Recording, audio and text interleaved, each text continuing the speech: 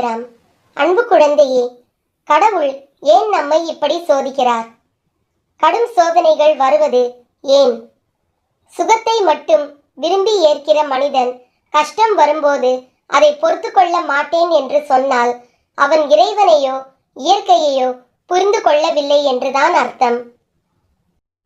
கடவுள் நம்மை சோதிப்பதெல்லாம் இல்லை, அது ஒரு தவறான நம்பிக்கை. அவர் நமக்காக நம் கர்ம விதியை சரிவர நடத்தி வைக்கிறார். அவர் மேலும் நமக்கு நம் தலை விதியை இறை வழிபாட்டின் மூலம் மாற்றி எழுத முழு சுதந்திரமும் கொடுத்திருக்கிறார். நாம் கடவுளின் சோதனை என்று சொல்வது நமக்கு நாமே ஏற்படுத்தி கொண்டிருக்கும் விளைவுகளே என்று வேறல்ல.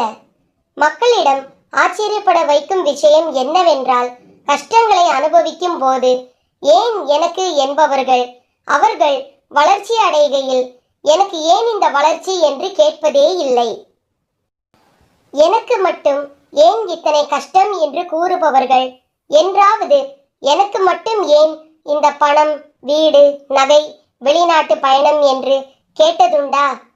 வைரம் அறுக்கப்படாமல் பளபளப்பாகாது, மின்னாது. தங்கம் நெருப்பில் புடம் போடாமல் புனிதமாகாது. நல்லவர்கள் சோதனைக்கு உள்ளாவார்கள், ஆனால் வேதனைப்பட மாட்டார்கள். வாழ்வின் அனுபவங்கள் அவர்களை சிறப்பிக்குமே தவிர கசப்பிக்காது. ஆரம்பத்திலிருந்து கடைசி வரை கஷ்டப்பட்டே வாழ்ந்து செத்தவர்கள் இந்த உலகத்தில் யாரும் கிடையாது. அதே போல பிறந்த தேதியிலிருந்து இறுதி வரை சந்தோஷத்துடனே வாழ்ந்து மடிந்தவர்களும் கிடையாது. கஷ்டப்படுகிறவர்களுக்கு, துன்பம் அனுபவித்தவர்களுக்கு ஆண்டவன் ஒரு நாள் உதவாமற் போக மாட்டான். எப்பொழுதுமே கஷ்டப்படட்டும் என்று யாரையும் ஆண்டவன் அப்படியே விட்டுவிட மாட்டான்.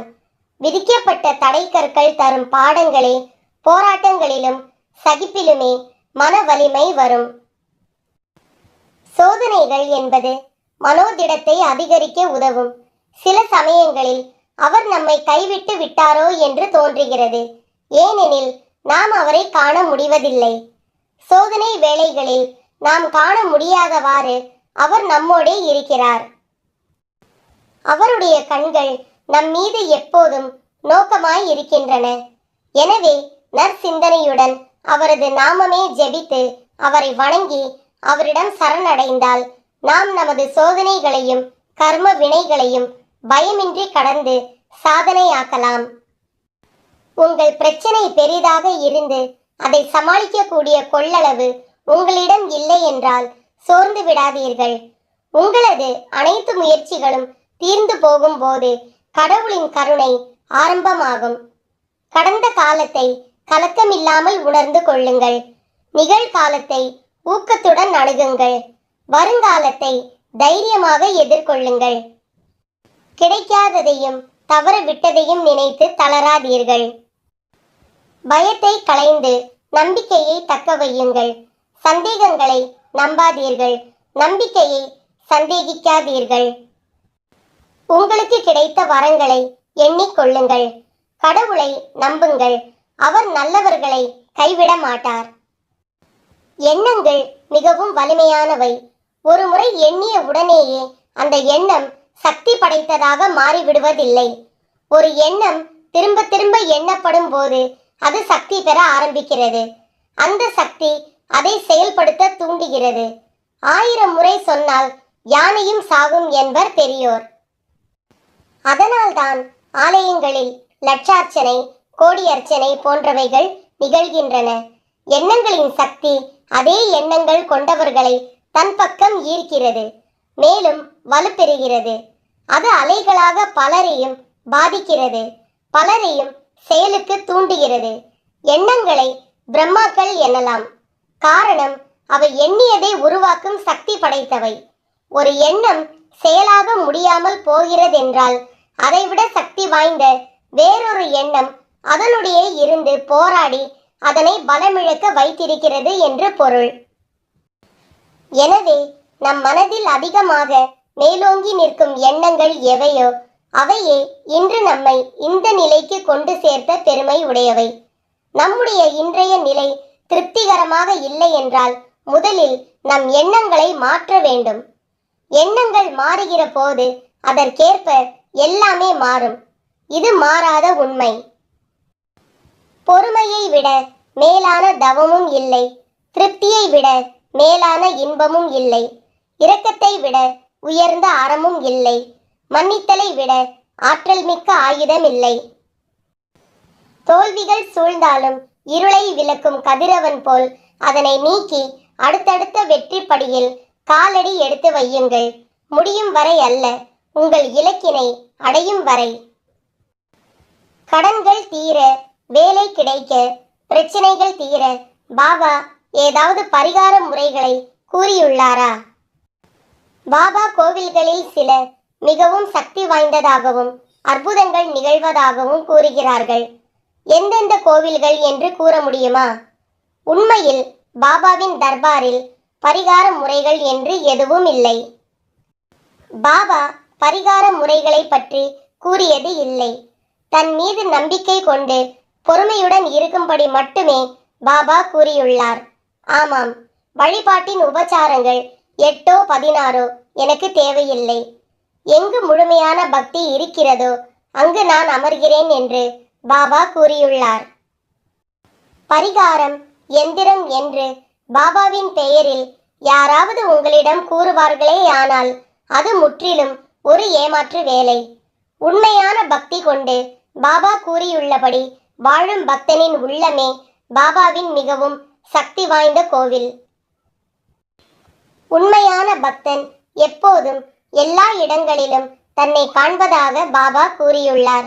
ஆகவே நீங்கள் வெகு தூரம் சென்று பாபாவை தரிசிக்க வேண்டிய அவசியம் இல்லை.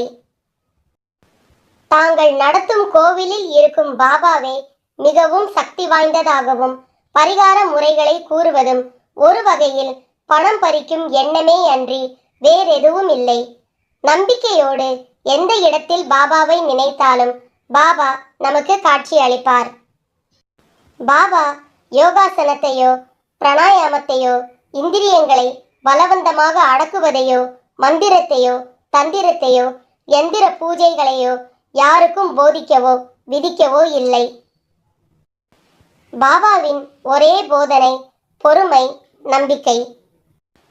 பக்தனுடைய ஆத்ம சுகம் குருவுக்கு பெரும் மகிழ்ச்சியை அளிக்கிறது. பக்தன் எவ்வளவுக்கெவ்வளவு ஆன்மீக முன்னேற்றம் அடைகிறானோ அவ்வளவுக்கவ்வளவு குரு குதூகலம் அடைகிறார்.